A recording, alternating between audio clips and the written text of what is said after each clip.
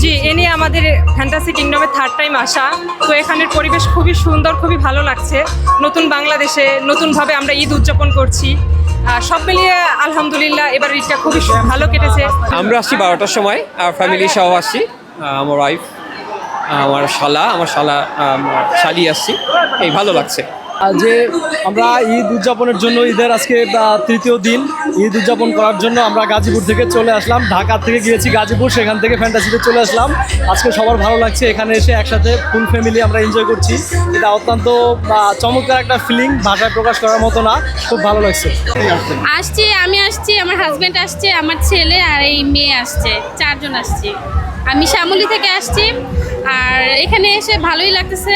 জামাই আইছে, মাইয়া আইছে, নাইনাথপুর আইছে, জামাই আইছে, আমরা আইছি। আমি ঢাকা মোহাম্মদপুর থেকে এসেছি, আর খুবই ভালো লাগছে। আমার অনেক ফেভারিট প্লেস এটা।